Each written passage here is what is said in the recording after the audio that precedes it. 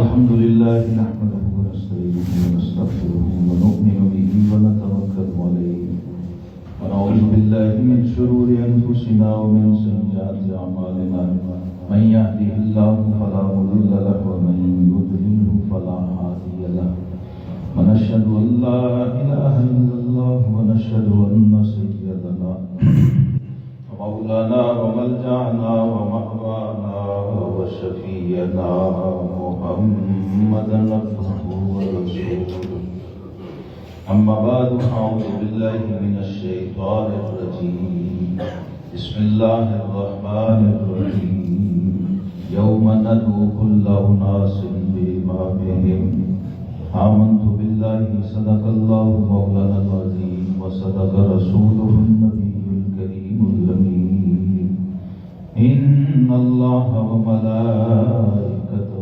يصلون على النبي يا أيها الذين آمنوا صلوا عليه وسلموا تسليما اللهم صل على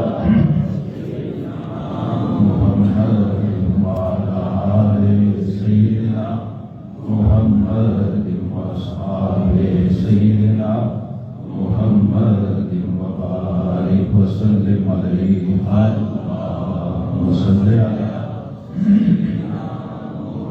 محمد وعلى آل سيدنا محمد وأصحابه سيدنا محمد وبارك وسلم عليه الصلاة والسلام عليك يا سيدي يا رسول الله وعلى آلك وأصحابك يا حبيب الله مولاي صل وسلم دائما أبدا على حبيبك خير الخلق كلهم. مکرم محترم حاضرین، ماہ شعبان المعظم کا جو پہلا جمعہ ہے، یہ آپ کو یاد ہے ہر سال ہم اپنے امام الائمہ سراج الامہ کاشف الغمہ سیدنا نعمان بن ثابت امام اعظم ابو حنیفہ رضی اللہ تعالی عنہ کی یاد میں مناتے ہیں اور خیر کرتے ہیں. یہ وہ عظیم ہستی ہے جس کے ایک مقلد کا نام گنج بخش فیض اعظم. اتنے بڑے امام جن کی نسبت پر حضور دادا گنج بخش علی حجویری جیسے اولیاء فخر کرتے ہیں. اور جب آپ نے کشف المحجوب شریف میں اپنے امام کا ذکر کیا ہے تو وہاں آپ نے جو القاب اور جس والہانہ انداز سے آپ کا مرکب اور آپ کا نام لکھا ہے اس سے پتہ چلتا ہے کہ آپ کو اپنے امام سے کیسا عشق ہے، کتنی محبت ہے. فرماتے ہیں امامہ پیشوائے سنیاں حضرت امام اعظم ابو حنیفہ رضی اللہ تعالی. کتنی بڑی ہستی ہیں حضور سیدنا نعمان بن ثابت امام اعظم ابو حنیفہ رحمۃ اللہ تعالی علیہ.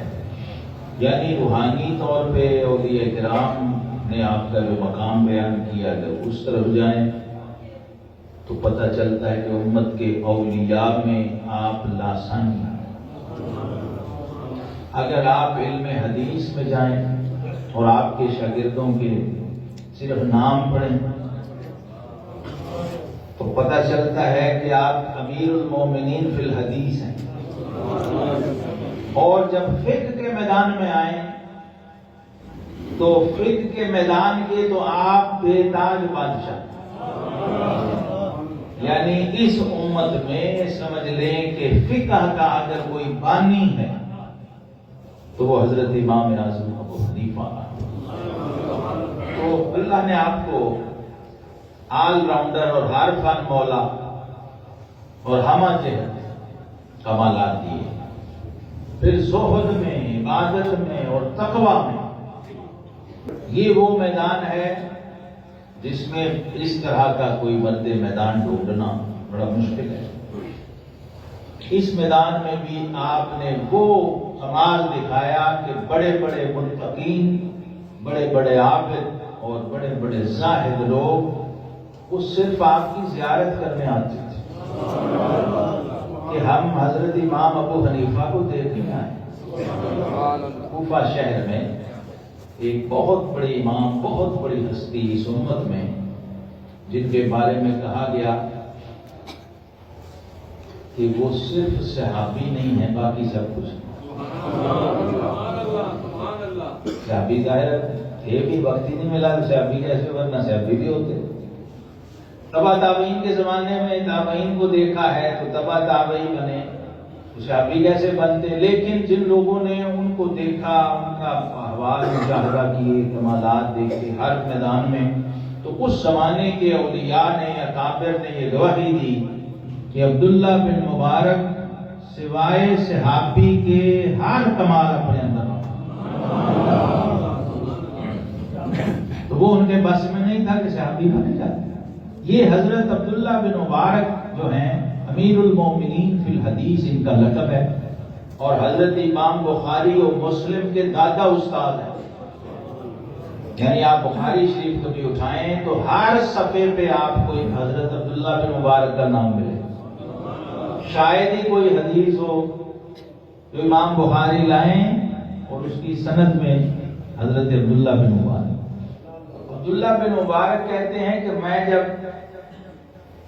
نیا کوفے میں آیا تو میں نے سب سے پہلے یہ پوچھا کہ یہاں پر سب سے بڑا فقیہ اور مفتی کون ہے؟ تو انہوں نے کہا ابو حنیفہ۔ تمام لوگوں نے کہا ابو حنیفہ۔ کہتے ہیں میں نے پھر پوچھا کہ یہاں سب سے بڑا عبادت گزار کون ہے؟ انہوں نے کہا ابو حنیفہ۔ تو پھر کہتے ہیں میں نے پوچھا، اب یہ پوچھ کس سے رہے ہیں؟ اس وقت کے بڑے بڑے اماموں سے۔ جب ان سے پوچھا کہ اس شہر میں سب سے متقی شخص کون ہے تو انہوں نے کہا ابو حنیفہ۔ تو کہتے ہیں پھر میں، بڑے بڑے امام اس زمانے میں موجود تھے، کہتے پھر میں کسی اور امام کے حلقے میں نہیں گیا، میں چپ کر کے امام ابو حنیفہ کی محفل میں جا کے دو زانوں بیٹھ گیا، ان کے شاگرد ہو۔ امام بخاری کے دادا استاد شاگرد ہیں حضرت امام اعظم ابو حنیفہ رحمۃ اللہ علیہ، اور اسی طرح کئی شیوخ ہیں۔ صحیح بخاری کا اگر علمی زبان میں بات کروں تو صحیح بخاری کا جو سب سے بڑا وقار ہے اور اس کے سر، امام بخاری کے سر کا جو تاج ہے، وہ 22 حدیثیں ہیں صحیح بخاری میں، جن کو کہتے ہیں ثلاثیات بخاری، جو امام بخاری نے 3 واسطوں سے روایت کی ہیں، اور وہ 22 جو حدیثیں ہیں اس میں 17 حدیثوں کے راوی حنفی ہیں اور امام ابو حنیفہ کے شاگرد ہیں۔ یہ ایک ہی بات اگر کسی کو سمجھ آ جائے،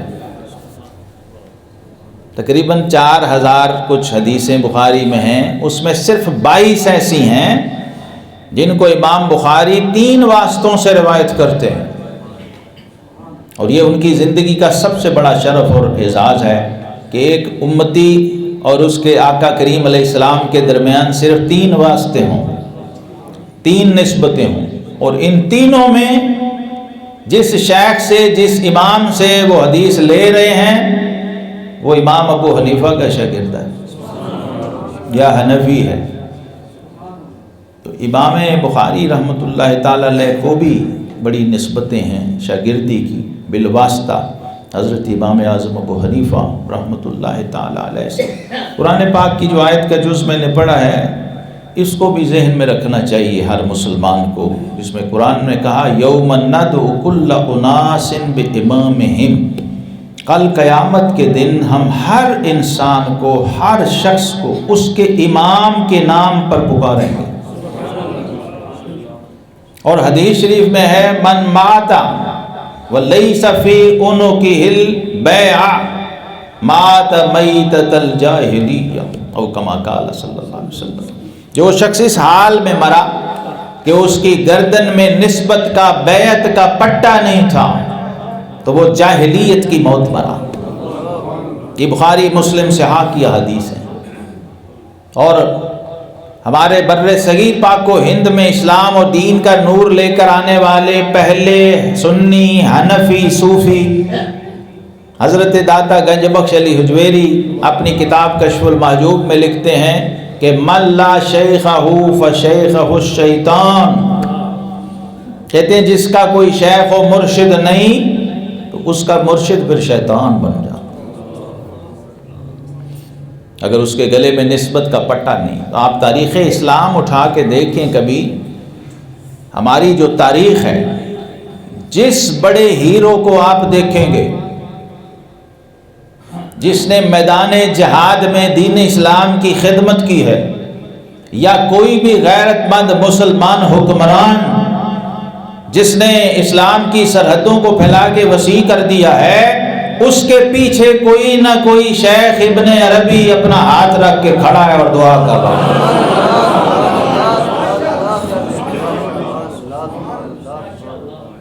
پوری تاریخ اسلام، سلطان محمود غزنوی سے لے کر حضرت اورنگزیب عالمگیر رحمت اللہ علیہ تک،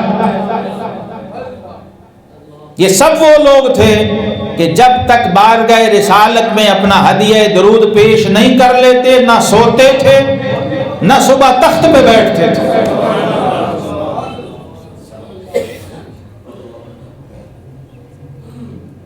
یہ تربیت تھی، اس نسبت کا فیض تھا، وہ ساتھ چلتا تھا۔ اور ایسے بادشاہ بھی تھے جو اپنے مشائخ کو، اپنے شیوخ کو یا اپنے مشائخ کے بچوں کو بطور تبرک، بطور نسبت اپنے لشکر میں رکھتے تھے کہ اللہ ان کی برکت سے ہمیں فتح دے، کیونکہ حضور علیہ السلام نے فرمایا کہ میری امت میں ایسے درویش اور ایسے مردان خدا ہوں گے کہ لو اقسم علی اللہ لابرہ، اگر وہ اپنے رب کو کسی بات کی قسم دے دیں تو اللہ اس قسم کو فوراً پوری کر دے۔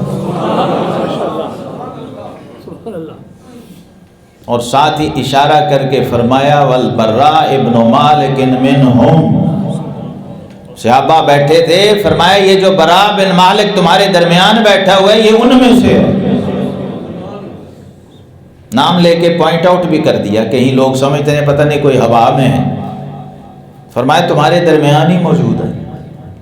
اور صحابہ کرام سے جب پوچھا تھا کہ تمہارا کیا خیال ہے براء بن مالک کے بارے میں، تو انہوں نے کہا تھا کہ حضور اگر یہ ہو محفل میں تو کوئی اس کی طرف دیکھتا نہیں، اور نہ ہو تو کوئی اس کے بارے میں پوچھتا نہیں۔ جن لوگوں کے بارے میں ہمارا یہ گمان و خیال ہوتا ہے، کبھی اللہ کی بارگاہ میں وہ ایسے محبوب ہوتے ہیں کہ اگر کوئی بات قسم کھا کے کہہ دیں تو اللہ اس کو فوراً پوری فرما دیتا۔ آج ہم اپنی بدعقیدگی کا خمیازہ بھگت رہے ہیں۔ یہ جو ہماری دعائیں قبول نہیں ہیں، عبادتیں رسم بن گئی ہیں، ہر چیز میں 2 نمبری آ گئی ہے، وہ اسی لیے ہے کہ ہم مسجد میں بھی 2 نمبری سے باز نہیں آتے۔ تو اس کے لیے نسبت کا پٹا ضروری ہے، تربیت ضروری ہے، تب آپ نماز پڑھ سکتے ہیں، تب آپ وضو کر سکتے ہیں۔ اور اللہ نے ہمیں جو امام دیا ہے، جو اماموں کا بھی امام ہے، جن کے بارے میں امام شافعی رحمہ اللہ کہتے ہیں کہ الفقہاء وعیال ابی حنیفہ فی الفقہ، خود امام مجتہد ہیں، وہ کہتے ہیں اس امت کے سارے فقہاء ابو حنیفہ کے محتاج ہیں، دین اور فقہ کو نہ سمجھ سکتے ہیں نہ سیکھ سکتے ہیں جب تک امام اعظم ابو حنیفہ رحمۃ اللہ تعالی علیہ کے ساتھ تعلق اور نسبت نہ ہو۔ اور امام کو اللہ نے یہ شان دی تھی، فقہ تو تھی، اجتہاد تو تھا، علم و فضل تو تھا، لیکن ان کا مقام روحانیت و ولایت اور مقام مشاہدہ یہ تھا کہ کسی کو وضو کرتے ہوئے جب دیکھتے اور وہ پانی بہہ کے جاتا تو اس بہتے ہوئے پانی میں یہ بھی دیکھتے تھے کہ یہ کون سا گناہ جھڑ کے بہہ رہا ہے اس کا پانی۔ ایک جوان کو وضو کرتے دیکھا تو پھر اسے علیحدہ لے گئے اور فرمایا بیٹا بدکاری نہ کیا، تمہارے پانی میں اس کے اثرات جا رہے ہیں، اللہ سے توبہ کرو۔ اس لیے علماء امت نے لکھا کہ یہ صرف ائمہ مجتہدین نہیں ہیں بلکہ سرداران اہل کشف و مشاہدہ بھی ہیں۔ دونوں میدانوں کے بادشاہ ہیں تو داتا صاحب جیسے پھر مرید ہوتے ہیں۔ حضرت امام اعظم ابو حنیفہ رضی اللہ تعالیٰ عنہ یہ ان ہستیوں میں سے ہیں جنہوں نے اس امت میں علم و فضل کی، فقہ کی بنیادیں رکھی ہیں، اور ان کے بغیر کسی کو علم یا تفقہ نصیب نہیں ہو سکتا۔ تاکہ میں نے بڑے بڑے اہل حدیث علماء جو گزرے، بڑے اکابر، ان کے بارے میں بھی یہ پڑھا ہے کہ وہ اپنے اہل حدیثوں کے مجمع میں اور ان کی کتابوں میں یہ ریکارڈ ہے، وہ اعلان کرتے تھے کہ لوگوں، کیونکہ یہ لوگ بے ادبی کرتے تھے ان بڑے بڑے جلیل القدر اماموں کی، کوئی کہتا تھا ان کو تو صرف 17 حدیثیں آتی تھیں، ان کو یہ نہیں پتہ تھا، ان کو وہ نہیں، عجیب و غریب قسم کی تنقیدیں اور اعتراضات اور بے ادبیاں۔ تو وہ لوگ جن کے پاس نسبت کا پٹا تھا وہ اپنے مجمعوں میں لوگوں کو کہتے تھے کہ ہم امام ابو حنیفہ کے دسترخوان کے ٹکڑے کھانے والے ہیں۔ اہل حدیثوں، ہم امام اعظم ابو حنیفہ کے دسترخوان کے ٹکڑے کھانے والے ہیں۔ یہ میں اس لیے دہرا رہا ہوں کہ کاش یہ بات ان لوگوں تک بھی پہنچ جائے جو ان کے ماننے والے ہیں۔ مولانا داؤد غزنوی امرتسری اہل حدیث، یہ ان کی کتابوں میں لکھا ہوا ہے۔ وہ اپنے لوگوں کی تعلیم کیا کرتے تھے کہ امام اعظم ابو حنیفہ کی بے ادبی نہ کرو نہیں تو ایمان جاتا رہے گا۔ اور ایسا واقعہ ایک پیش آیا جو ان کے بھی والد تھے، جن کو کہتے تھے امام عبد الجبار غزنوی، مولانا داؤد غزنوی کے والد تھے سید عبد الجبار غزنوی امرتسری اہل حدیث کے بہت بڑے اجل عالم تھے، مولانا عبداللہ غزنوی امرتسری کے بیٹے۔ ان کی مسجد کے امام نے امام اعظم ابو حنیفہ رضی اللہ عنہ کی شان میں بے ادبی کی تو انتظامیہ نے، اور ایسا ہی کوئی جملہ کہا ہی جو میں نے دہرایا ہے، تو انتظامیہ نے کہا کہ جی یہ بندہ ہمارا امام ہے تو امام ابو حنیفہ رحمۃ اللہ کے بارے میں ایسے جملے کہتا ہے۔ تو اپنے جو خطیب تھے اور بڑے عالم تھے ان کے پاس یہ مسئلہ لے کے گئے کہ کیا یہ صحیح کہہ رہا ہے یا نہیں۔ تو مولانا عبد الجبار غزنوی نے کہا کہ اس شخص کو اس مسجد سے نکال دو، یہ عنقریب مرتد ہو جائے گا۔ اور وہ واقعی کچھ دنوں بعد قادیانی ہو گیا۔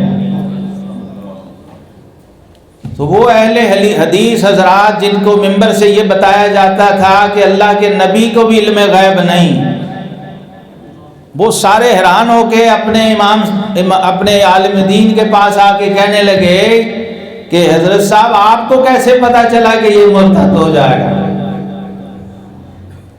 یہ تو غیب کا علم ہے۔ تو انہوں نے کہا مجھے نہیں پتا تھا، میں نے تو صحیح بخاری میں حدیث قدسی پڑھی ہے کہ من عاد لی ولیا فقد اذنتہ للحرب۔ اللہ نے فرمایا کہ میرے ولی کے ساتھ جو بغض رکھے گا میرا اس کے ساتھ اعلان جنگ ہے، اور فرمایا اللہ جس سے جنگ کرے سب سے پہلے اس کا ایمان چھینتا ہے۔ تو میں امام ابو حنیفہ کو اللہ کا ولی مانتا ہوں، اس نے جب بے ادبی کی تو میں سمجھ گیا اس کا ایمان جاتا ہے۔ یہ حوالے میں نے اس لیے پیش کر دیے کہ میرے علم میں ہیں اور کتابیں میرے پاس ہیں، ان پہ نشان لگے ہوئے ہیں۔ جو سنی مسلمان ہیں ان کے علاوہ دوسرے لوگوں تک بھی یہ پیغام چلا جائے کہ قیامت کے دن جن اماموں نے اس امت کی پیشوائی کرنی ہے، رہنمائی کرنی ہے، اگر آپ ان کی شان بیان نہیں کر سکتے تو ان کی گستاخی بھی نہ کریں۔ اس لیے کہ آپ کے اپنے اکابر وہ یہ کہتے رہے ہیں بڑے مجمعوں میں کہ ہم امام اعظم ابو حنیفہ رحمۃ اللہ تعالی علیہ کے ٹکڑے کھانے والے ہیں، یعنی علمی طور پہ ان سے استفادہ کرتے ہیں اور ان سے سیکھتے ہیں اور ان کے فتاویٰ سے اور ان کی فقہ کی کتابوں سے آج بھی رہنمائی لیتے ہیں۔ تو سنی مسلمان کو جو حنفی نسبت رکھنے والا ہے اس کو زیادہ پتہ ہونا چاہیے کہ میرا امام کون ہے، کیونکہ قرآن نے کہا کل قیامت کے دن تم اپنے امام کے نام پہ اٹھائے جاؤ گے، امام کی نسبت سے اٹھائے جاؤ گے۔ تو اپنی حنفیت کا شعور ہونا چاہیے۔ ہمارے مشائخ، اکابر، اولیاء حضرت بابا فرید الدین مسعود گنج شکر رحمۃ اللہ تعالی علیہ جیسے مریدوں کو طریقت کے شجرے سکھاتے ہیں، یہ اپنا فقہی شجرہ بھی یاد کرواتے تھے۔ جو علماء تھے، بڑے بڑے اکابر مریدین، حضرت خواجہ نظام الدین اولیاء رحمۃ اللہ علیہ جیسے اولیاء تھے آپ کے مریدین میں، حضرت بدر الدین اسحاق تھے، حضرت علاء الدین علی احمد صابر کلی علی رحمۃ اللہ علیہ تھے، اور بھی اکابر تھے۔ تو آپ نے یہ بنیاد رکھی کہ جو مسلمان ہے، سنی ہے، حنفی ہے، اس کو یہ پتہ ہو کہ مجھے دین کس واسطے اور کس شجرے سے پہنچا ہے۔ دین کی پہلی بنیاد یہ ہے، دین بیان کرنے کی بھی پہلی شرط یہ ہے۔ ہمارے دین کی اصل یہ نہیں ہے کہ جو مرضی اٹھے اور دین بیان کرنا شروع کر دے، یہ ہمارے دین کا طریقہ نہیں ہے۔ ہمارے فقہا نے اس کو حرام لکھا ہے۔ جیسے کوئی نان کوالیفائڈ بندہ اپنا کلینک کھول کے تو ڈاکٹر بن کے نہیں بیٹھ سکتا کہ لوگوں کو ایسے میں دوائیاں دینی شروع کر دوں۔ اسی طرح دین بیان کرنے کے لیے بھی سند ہے، لولا الاسناد لقال من شاء وما شاء۔ ہمارا دین یہ کہتا ہے الاسناد من الدین، آپ کو جو دین پہنچا ہے کس واسطے، کس رستے سے پہنچا ہے، پہلے آپ کو یہ پتا ہو۔ جیسے آپ کا حسب نسب ہوتا ہے نا، آپ کا قوم قبیلہ ذات ہوتی، میرا یہ باپ، اس کا یہ باپ، اس کا یہ باپ۔ ایسے طریقت میں یہ ہے کہ میرے یہ مرشد ہیں، میرے داتا صاحب مرشد ہیں، ان کے ابو الفضل خطلی مرشد ہیں، ان کے شیخ علی حسری مرشد ہیں، ان کے ابو بکر شبلی مرشد ہیں، ان کے جنید بغدادی مرشد ہیں۔ یہ شجرہ ہمیں پتہ ہو۔ ایسے ہمارا دینی اور فقہی شجرہ ہے۔ وہ فقہی شجرہ کیا ہے کہ میرے امام ہیں امام اعظم ابو حنیفہ، اور ان کے شیخ اور استاد ہیں امام حماد بن سلیمان الکوفی، اور ان کے شیخ اور استاد ہیں حضرت امام ابراہیم نخعی، ان کے شیخ اور استاد اور امام ہیں حضرت علقمہ الکوفی، اور ان کے استاد اور شیخ اور امام ہیں سیدنا عبداللہ بن مسعود رضی اللہ تعالیٰ عنہ، اور ان کے مرشد و رہبر و پیشوا اور امام ہیں امام الانبیاء محمد مصطفیٰ۔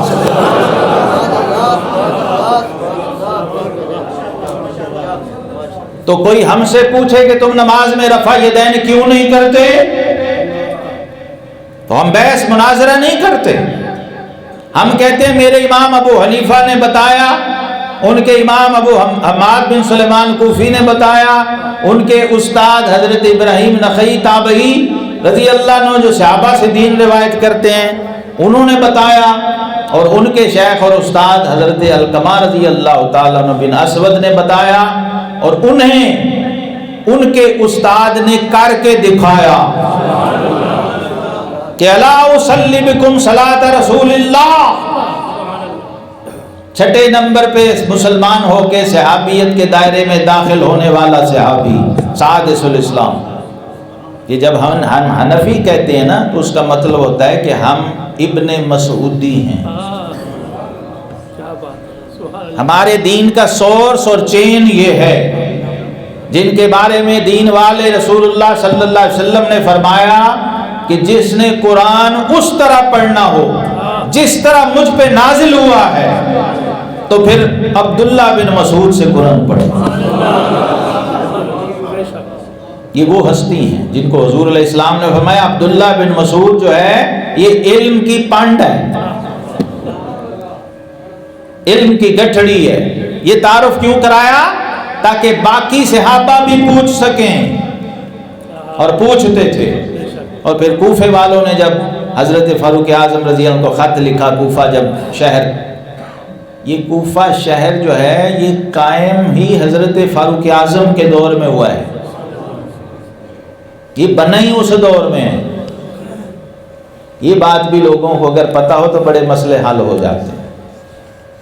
بصرہ شہر اور کوفہ شہر یہ اس زمانے میں آباد کیے گئے ہیں، ان کا پہلے وجود نہیں تھا۔ یہ فاروق اعظم کے بعد کیے ہوئے بنیاد رکھے ہوئے بسائے ہوئے شہر ہیں جن کو حضرت علی نے آ کے اپنا دارالخلافہ بنایا بعد میں. چونکہ تاریخ معلوم نہیں ہوتی تو میں نے وہاں دیکھا ہے لوگ اٹکل پچو ٹامک ٹوئیاں مار رہے ہوتے ہیں، کب کدھر کی بات کدھر جوڑ رہے ہوتے ہیں. تو اس وقت جب کوفہ شہر بسا، آبادی ہوئی، مسلمان وہاں آباد ہوئے، تو انہوں نے امیر المومنین سے کہا کہ اب ہمیں کوئی قاضی، کوئی معلم، کوئی مفتی دیں جس سے ہم دین سیکھ سکیں. تو پھر آپ نے کوفہ میں حضرت عبداللہ بن مسعود رضی اللہ عنہ کو بھیجا اور کوفے والوں کو یہ خط میں لکھا کہ اے اہل کوفہ، میں عبداللہ بن مسعود کو تمہارے پاس بھیج کے تمہیں خود پہ ترجیح دے رہا ہوں، یعنی اس کی مجھے ہر وقت ضرورت ہے کہ ایسا پلر ستون اسلام کا مرکز دارالخلافے میں ہو، لیکن تمہاری تعلیم اور تربیت اور رہنمائی کے لیے میں اس کو بھیج رہا ہوں. اب یہاں سے ایک اور یہاں نقطہ سمجھ لیجئے کہ صحابہ کے دور میں بھی دین حاصل کرنے کا یہی طریقہ تھا. ہر للو پنجو ایرا غیرہ اٹھ کے قرآن سے حدیث سے مسئلہ نہیں نکالتا تھا. وہ سب عرب تھے، وہ سب فقہا تھے، لیکن انہوں نے یہ نہیں کہا جی قرآن بھی ہے حدیث بھی ہے تو ہم خود ہی نکال لیں گے. انہوں نے کہا جناب ہمیں کوئی امام دیں جس کے بحاف پہ ہم دین کو دین مانیں، جو وہ قرآن کا مطلب بتائے ہم اس کو مانیں، جو وہ حدیث بیان کرے اس کو ہم تسلیم کریں، جو شریعت. اسی کا نام تقلید ہے، اس کا نام تقلید ہے. اور قرآن نے کہا فَاسْأَلُوا أَهْلَ الذِّكْرِ إِن كُنتُمْ لَا تَعْلَمُونَ، اگر تمہارے پاس علم نہیں تو علم والوں سے پوچھو اور اس کی بات کو پھر بلا دلیل مانو، تسلیم کرو. اسی کا نام تقلید ہے. اور یہ دور صحابہ میں شروع ہو چکا تھا، عہد رسالت میں بھی شروع ہو چکا تھا. یمن میں بھی حضور علیہ السلام نے معاذ بن جبل کو قاضی بنا کے بھیجا تھا، حضرت علی المرتضیٰ رضی اللہ عنہ کو بھیجا تھا اور ساتھ انہیں نصیحتیں فرمائی تھیں اور ساتھ پوچھا تھا کہ اے معاذ بن جبل، جب یمن جاؤ گے لوگ تمہارے پاس دین پوچھنے آئیں گے تو کیسے بتاؤ گے ان کو، کیسے دین بیان کرو گے؟ تو حضرت سیدنا معاذ بن جبل رضی اللہ تعالیٰ عنہ نے کہا انا اقضی بکتاب اللہ یا رسول اللہ صلی اللہ علیہ وسلم، حضور میں اللہ کی کتاب قرآن سے فیصلہ کروں گا اور مسئلہ بیان کروں گا. تو فرمایا ان لم تجد، اگر تمہیں قرآن میں نہ ملے، یہ نہیں کہا کہ اگر قرآن میں نہ ہو. سمجھ آئی بات کی؟ کیونکہ قرآن کہتا ہے ولا رطب ولا یابس الا فی کتاب مبین، کائنات کا کوئی خشک و تر ایسا نہیں جو اس قرآن میں نہ ہو، اور قرآن کا کوئی حرف ایسا نہیں جو سینہ مصطفیٰ میں نہ اترا ہو. تو کیا یہ کافی نہیں ہے؟ ولا اصغر ولا اکبر الا فی کتاب مبین، یہ قرآن کہہ رہا ہے کائنات کی کوئی چھوٹی بڑی چیز، کوئی خشک و تر ایسا نہیں ہے جو قرآن میں کتاب مبین میں نہ ہو. اور وہ کتاب مبین کا نزول کہاں ہوا؟ فَإِنَّهُ نَزَّلَهُ عَلَىٰ قَلْبِكَ، یہ سب الحمد سے والناس تک محبوب، ہر حرف تیرے سینے علم نشرہ پہ اترا. تو اسی کو مان لیں، اسی بات کو سمجھ لیں کہ اگر ہر خشک و تر کا علم قرآن میں ہے اور قرآن پورا سینہ مصطفیٰ میں ہے تو اس کا مطلب ہے کائنات کا ہر علم رب نے محبوب کے سینے میں رکھ دیا. ادھر ادھر جانے کی ضرورت ہی نہیں ہے، کسی بحث مباحثے یا مبالغے میں پڑھنے کی ضرورت ہی نہیں ہے. یہ وہ چین، وہ سورس بنائے گئے جن کے ذریعے علوم مصطفیٰ صلی اللہ علیہ وسلم آگے پھیلے. پھر صحیح بخاری کے کتاب العلم میں ہے، یہ میں برکت کے لیے حدیث پڑھنے لگا ہوں کہ اب بات چھڑی ہوئی ہے تو یہ آ جائے، اکثر موقع نہیں ملتا. یہ بھی صحیح بخاری کے کتاب العلم میں حضرت ابو ہریرہ رضی اللہ عنہ کی روایت ہے جس میں آپ فرماتے ہیں کہ حفظت من رسول اللہ صلی اللہ علیہ وسلم وعین من العلم، میں نے رسول اللہ صلی اللہ علیہ وسلم سے علم کے 2 برتن لیے ہیں. ایک وہ ہے جو زبان سے بیان کرتا ہوں، اور دوسرا وہ ہے فَلَوْ بَسَسْتُهُ فَقُطِعَ هَذَا الْبُلْعُومُ، فرمایا دوسرا وہ ہے اگر کھول کے بیان کر دوں تو شاہ لگیں کٹ جائیں۔ وہ جو زبان سے بیان ہوتا ہے اسے علم ظاہر کہتے ہیں، اور جو سینوں میں چھپتا ہے اس کو علم باطن کہتے ہیں۔ اور اس کو شارحین نے لکھا کہ اس سے مراد ہے علم الاحکام اور علم الاسرار۔ یہ بھی ریکارڈ کے لیے بتا رہا ہوں، یہ صحیح بخاری کی حدیث ہے، کیونکہ اتفاق ہمیں ہوا تھا ایسا، تو لوگوں نے کہا جی یہ علم ظاہر تو علم باطن کہاں سے آ گیا، یہ کیا چیز ہے؟ تو میں نے کہا وہ تو بخاری شریف میں ہی موجود ہے، کاش کہ آپ مانیں اور پڑھیں اور سمجھیں۔ جو بخاری کرنے والے لوگ ہیں، بخاری میں ہی لکھی ہوئی ایسی سینکڑوں احادیث ہیں جن کو انہیں پڑھنے دہرانے کی توفیق ہی نہیں ہے، بلکہ وہ رکتے نہیں ہیں، وہاں ٹھہرتے ہی نہیں ہیں، گزر جاتے ہیں، پتہ ہے کہ یہاں رکے تو پھنس جائیں گے۔ اس کو بیان کریں گے، ہمارا مقتدی پوچھے گا کہ علامہ صاحب، مولوی صاحب اے کتھے تانوں نصیب نہیں ہویا، سینہ مصطفیٰ کا فیض تمہیں نہیں ملا؟ تمہارے بڑوں کے پاس تو تھا، یہ جن کے میں نام لے رہا ہوں غزنوی خاندان، یہ سارے صوفی تھے، سید تھے اور نقشبندی تھے اہل حدیث۔ انہوں نے اپنی کتاب میں لکھا ہے کہ حضرت صاحب کی گدڑی ایک طالب علم نے کندھے پہ رکھی تو اس پہ وجد طاری ہو گئی۔ وہ والی تو باتیں میں کر ہی نہیں رہا۔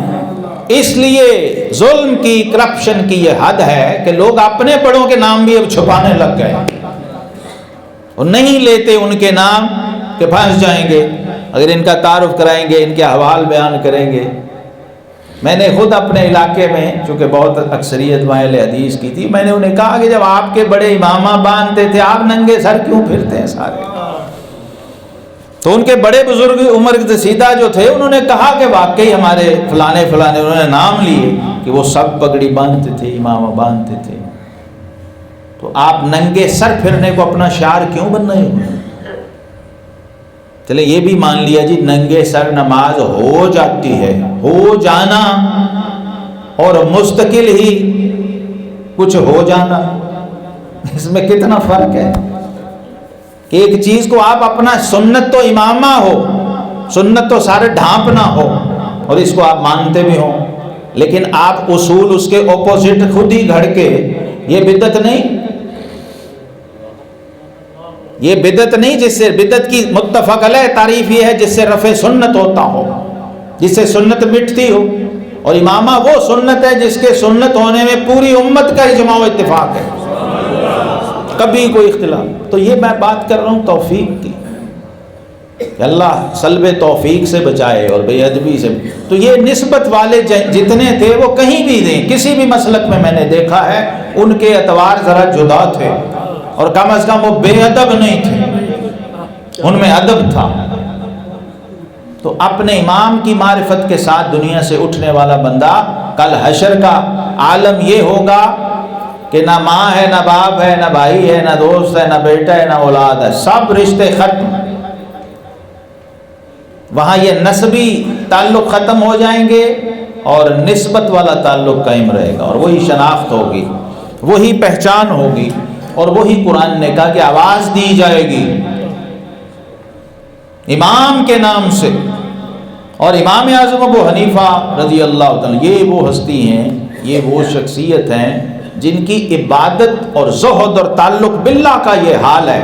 ایک تو واحد امام ہیں جو تابعی ہیں، ان کے علاوہ تینوں اماموں میں کوئی بھی تابعی نہیں ہے جس نے صحابہ سے دین لیا ہو، صحابہ کی زیارت کی ہو، خود تابعین میں سے ہیں۔ اور دوسرا علم و فضل کے ساتھ آپ کے زہد، تقوی اور عبادت کا یہ حال تھا کہ جب آپ کا وصال ہوا تو گھر کے ساتھ جو گھر تھا، وہ بچی نے اپنے والد سے پوچھا کہ ابا جان، یہ ہمارے گھر والے ہمسایوں کے صحن میں ایک ستون تھا سفید رنگ کا، وہ میں دیکھ رہی ہوں وہ ستون اب نہیں ہے۔ تو وہ باپ دھاڑے مار کے رونے لگ گیا، بیٹی تم نے وہ ستون کہاں؟ کہتی رات کو کبھی میں چھت پہ جاتی تھی تو میں دیکھتی تھی ان کے صحن میں ایک ستون گڑا ہوا تھا، ایک سفید پلر تھا۔ تو اس باپ نے کہا بیٹی وہ کوئی عام پتھر کا پلر نہیں تھا، وہ دین کا ستون ابو حنیفہ تھا، جو راتوں کو کھڑا ہو کے اپنے رب کے آگے عبادت و مناجات کرتا تھا۔ وہ اب دنیا سے رخصت ہو گیا۔ آپ کا عبادت کا یہ عالم تھا، اور تقوی کا یہ حال تھا کہ جس کسی نے قرض لیا ہو اس کی دیوار کے سائے میں بھی کبھی کھڑے نہیں ہوئے۔ جو آپ کا مقروض شخص ہے، کہیں گئے ہوئے تھے، دھوپ تھی، سب لوگ دیوار کے سائے میں تھے، آپ دھوپ میں کھڑے تھے، تو لوگوں نے کہا حضور ادھر چھاؤں ہے، یہاں آ جائیں۔ تو امام صاحب نے فرمایا یہ صاحب خانہ میرا مقروض ہے، اس نے میرا قرض دینا ہے، میں نہیں چاہتا اس کے گھر کی دیوار سے بھی فائدہ اٹھاؤں کہ کہیں سود کے شائبے میں نہ آ جاؤں۔ جب تک یہ میرا قرض ادا نہ کر دے اس وقت تک میرا اس سے نفع اندوز ہونا درست نہیں ہے۔ ایسے تقوی والی ہستی کہاں سے ڈھونڈیں گے؟ اور اس کو آگے ورع کہتے ہیں، تقوی سے اگلی منزل ہے ورع۔ تو امام اعظم ابو حنیفہ رضی اللہ تعالیٰ یہ وہ شخصیت، یہ وہ ہستی ہیں جنہوں نے 100 بار اپنے رب کا دیدار کیا اور 55 حج کیے ہیں، اور آخری حج میں بیت اللہ کا غلاف پکڑ کے روئے کہ مولا کریم قیامت تک جو شخص بھی میرے ساتھ جڑ جائے اس کی بخشش فرما۔ تو آواز آئی بارگاہ الہی سے، ابو حنیفہ قیامت تک دین میں جو تیرے نقش قدم پہ چلے گا، تیرے طریق پہ ہوگا، ہم تیرے ساتھ وعدہ کرتے ہیں تیرے ساتھ جنت میں داخل کریں گے۔ امام اعظم وہ ہستی، وہ شخصیت۔ سوال بھی اس کے مطابق ہی آ گیا شاید۔ گروی گھر لینا جائز ہے؟ گروی جو ہے یہ اور چیز ہے، رہن گروی لینا اور دینا دونوں جائز ہیں۔ اگر بینک میں پیسے پڑے ہوں تو اس کے اوپر آنے والا منافع استعمال کرنا جائز ہے، اگر فکس ہے تو جائز نہیں۔ اگر منافع فکس ہے تو جائز نہیں، یہ یاد رکھیں۔ جو سیونگ اکاؤنٹس ہیں اس کے اندر جو آپ کو پروفٹ آتا ہے، وہ چونکہ بینک کا سارا معاملہ سود پہ چل رہا ہوتا ہے، اس لیے وہ درست اور جائز نہیں ہے۔ گروی جو ہے یہ بالکل مختلف چیز ہے، تا وقتے کہ کوئی گروی مکان سے آگے فائدہ اٹھانا نہ شروع کر دے، وہ جائز نہیں۔ میں نے مکان لیا گروی، آگے کرائے پہ دے دیا، وہ جائز نہیں ہے۔ وہ میرے پاس امانت ہے، میں مالک کی اجازت کے بغیر اس میں تصرف نہیں کر سکتا، اور بینک یہ کرتے ہیں، جب ہم پیسہ جمع کراتے ہیں تو بینک اس کو اس پہ لگا دیتے ہیں، اور اگر پروفٹ اور اس پہ ہم کرتے ہیں اور اس کی شرائط ہیں، قواعد ہیں، اس کے مطابق ہوگا تو وہ جائز ہے۔ مضاربہ ہوگا، مشارکہ ہوگا، جو شرعی اسلامی طریقے ہیں معاشیات کے۔ اگر خالصتاً اس طریقے سے کاروبار کیا جائے، بینک کے علاوہ بھی آپ کسی اور سے بھی یہ سنت ہے۔ حضور صلی اللہ علیہ وسلم کا جب وصال ہوا ہے تو آپ کی زرہ مبارک گروی پڑی ہوئی تھی، اور جو آپ کاروبار شروع میں مکہ میں حضرت ام المومنین خدیجہ الکبریٰ رضی اللہ عنہ کی تجارت، وہ مضاربات کا طریق تھا۔ یہ اسلامی طریقہ تجارت ہے، ان کو اختیار کیجئے۔ اللہ پاک ہمیں عمل کی توفیق دے۔ وآخر دعوانا